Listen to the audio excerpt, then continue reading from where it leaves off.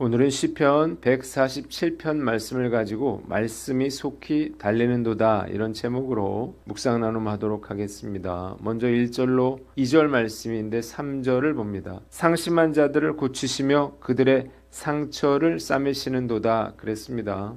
시인은 우리 하나님을 찬양하는 일이 선하고 아름다우며 마땅한 일임을 선포합니다. 이유가 무엇인가요? 하나님은 무너졌던 예루살렘을 다시 세우시고 흩어졌던 이스라엘 백성들을 모으시고 상심한 자들을 고치시고 그들의 상처를 싸매시는 치유의 하나님이시기 때문입니다.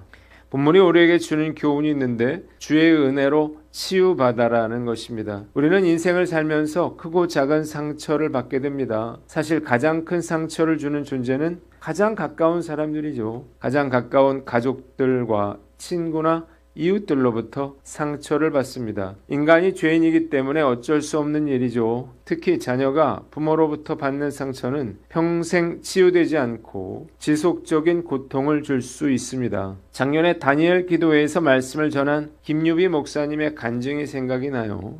고등학교 때 그는 알코올 중독자 아버지의 계속된 학대로 인해서 한밤중에 집을 뛰쳐나가서 울면서 매듭을 지은 노끈을 가지고 목을 매기 위해서 은행나무로 갔습니다. 너무나 서러웠어요. 그가 죽어도 아무도 모를 것이라는 생각 때문이었습니다. 태어난 것을 저주하며 울면서 죽음을 향해 걸어가는데 아무도 말려줄 사람이 없었습니다. 그런데 여러 번 시도해도 매듭이 머리에 들어가질 않는 거예요. 짜증이 나고 서러워서 은행나무를 치면서 막 울던 중에 환상을 봅니다. 지하실에서 아버지가 담배를 물고 속옷만 입고 땀을 뻘뻘 흘리면서 그를 때리는 장면이었습니다. 거의 반은 죽어가고 있는데 아무도 그를 구해주는 사람이 없었어요. 이 장면을 보면서 그는 신의 존재를 저주했습니다. 당신을 저주한다.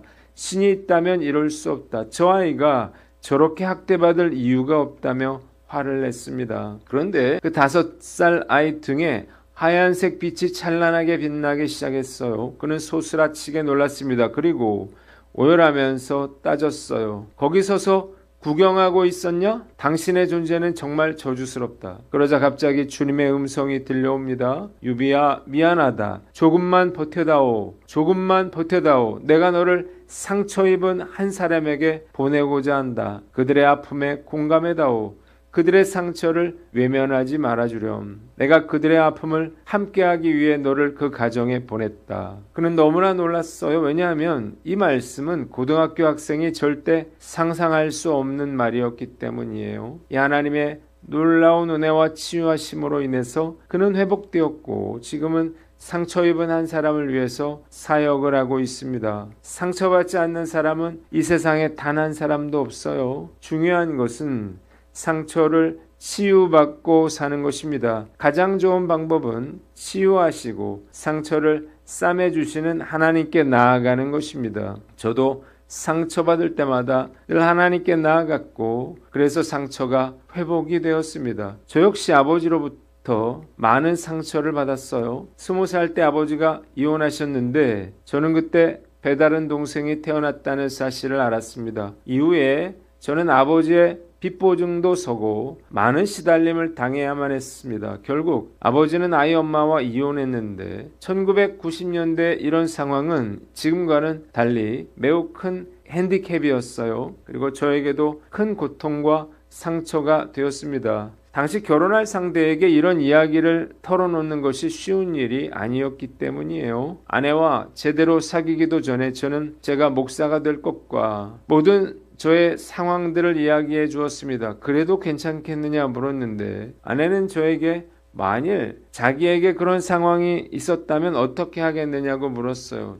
제가 괜찮다라고 말하자 아내는 그러면 나도 괜찮다고 말해줬어요. 저는 이날 얼마나 하나님께 감사했는지 몰라요. 하나님은 제가 힘들어할 때마다 위로해 주셨고 마음에 쓴 뿌리가 생기지 않도록 은혜를 베풀어 주셨습니다. 정말 감사한 일이 아닐 수 없죠. 하나님은 어떤 상처도 싸매시고 고치시는 분이십니다. 중요한 것은 상처받을 때마다 하나님께로 나아가서 치료를 받는 거예요. 몸과 마음을 치료하신 하나님께서 제 주변의 모든 상처받은 성도들을 위로해 주시고 회복시켜 주시기를 바라고 저 역시 상처 입은 치유자로서 고통받는 자들을 위로하며 살아갈 것을 다짐해 봅니다. 두 번째, 4절로 5절 말씀인데 4절을 봅니다. 그가 별들의 수요를 세시고 그것들을 다 이름대로 부르시는도다 그랬습니다. 시인은 하나님은 셀 수 없는 별들의 수요를 세시고 별들마다 이름을 지어주는 분이시라고 고백합니다.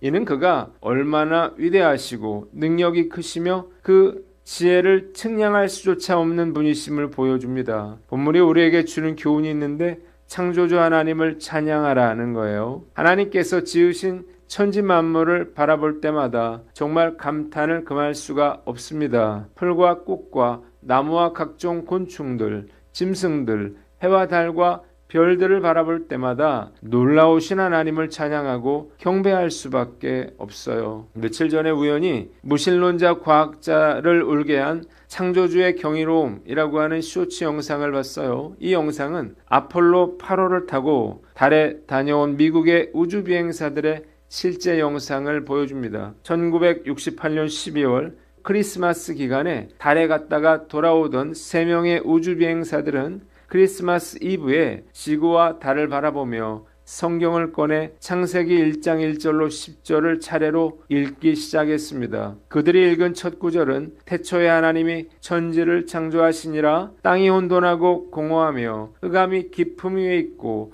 하나님의 영은 수면 위에 운행하시니라. 하나님이 이르시되 빛이 있으라 하시니 빛이 있었고 였습니다. 우주비행사들은 그 누구도 보지 못했던 지구와 달을 직접 보았을 때에 그 장엄함 앞에서 태초에 하나님이 천지를 창조하시니 라고 하는 성경 말씀 외에는 그 어떤 과학적인 설명도 충분하지 않음을 느꼈습니다. 이를 지켜본 이 우주과학자는 자신이 신앙인이 아니라고 말하면서도 울먹이면서 우주비행사들이 성경을 읽도록 강요받았다고 표현했는데, 이것은 인간이 진정한 경이로움 앞에 섰을 때 본능적으로 창조주께 경배할 수밖에 없음을 보여주는 것입니다. 일상에서 당연하게 여기는 해가 뜨고 지는 것, 비가 내리는 것, 생명의 신비와 같은 것들을 바라보며 창조주의 솜씨와 위대함을 재발견하고 경이로워해야 합니다. 이 모든 것들이 우연이 아니라 하나님이 창조하신 증거이기 때문이에요. 또한 어려운 문제나 혼란스러운 상황 속에서 우리도 우주비행사들처럼 가장 근원적인 답인 하나님의 말씀으로 돌아가야 합니다. 너무 가까이에서만 보아 심각하게 느껴지는 삶의 문제들을 하나님의 우주적인 관점에서 바라보면 아주 작은 문제가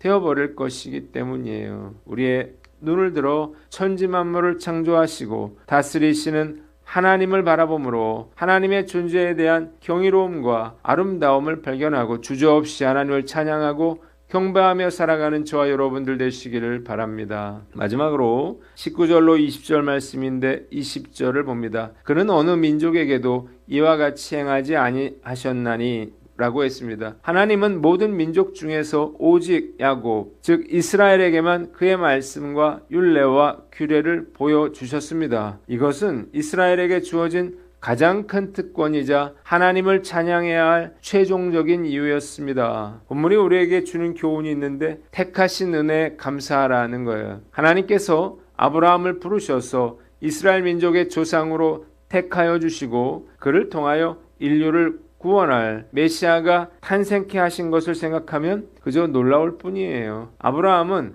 갈대아 우르에서 우상장사의 아들로 태어났어요. 하나님께서 그를 택하신 것은 전적인 하나님의 은혜였습니다. 하나님께서 그를 특별히 선택하실 어떤 자격이나 조건도 없었기 때문이에요. 제가 예수님을 믿고 하나님의 자녀가 된 것도 정말 기적이 아닐 수가 없습니다. 저는 누가 하나님에 대해서 설명한다고 해서 하나님을 믿을 사람이 아니기 때문이에요. 주님의 은혜가 아니었다면 저는 구원받지 못했을 것이고 목회자가 된다고 하는 것은 꿈도 꿀 수 없었을 것입니다. 게다가 지금까지 주님께서 저에게 베풀어 주신 놀라운 하나님의 은혜와 사랑을 생각할 때 정말로 몸둘 바를 모르겠습니다. 저는 늘 수많은 사람들 중에서 왜 하나님께서 나를 택하여 주셨는지가 궁금했는데요. 파주보육원 봉사를 다니면서 그 이유를 알게 됐습니다. 제가 보육원 봉사를 하던 초창기에는 보육원에서 봉사를 하다가 아이를 입양하는 경우가 더러 있었어요. 어떤 분이 봉사를 하던 중에 한 아이를 입양하려고 했는데 약하고 못나고 나이 든 남자아이가 마음에 끌리더라는 거예요. 아이가 입양되는 시기는 아이가 태어난 지 1년에서 늦어도 2년 이내예요. 더 커버리면 아이가 기억할 수도 있기 때문이죠. 그래서 입양 대상에서 제외가 되는 것입니다. 남자아이는 더욱 선호도가 낮죠. 어리고 예쁜 여자아이를 입양하려고 하는데 약하고 못난 남자아이가 마음에 걸려 결국 이 남자아이를 입양했다는 거예요. 저는 이야기를 듣고 하나님께서 나를 택하사 하나님의 자녀로 삼아주시고 하나님의 종으로 삼아주신 것도 마찬가지 이유라는 생각이 들었어요. 잘나고 자격이 있어서가 아니라 부족하고 자격이 없기 때문에 저를 택하여 주셨다는 거예요. 저는 이 사실을 깨닫고 얼마나 울었는지 몰라요. 지금도 택하여 주신 하나님의 은혜를 생각하면 가슴이 먹먹합니다. 앞으로도 불러주신 은혜를 잊지 않고 늘 부르심에 은혜에 감사하며 살아갈 것을 다짐해 봅니다. 기도하겠습니다. 하나님 아버지의 주의 은혜로 치유받고 창조주 하나님을 찬양하며 택하여 주신 은혜 감사케 하여 주시옵소서.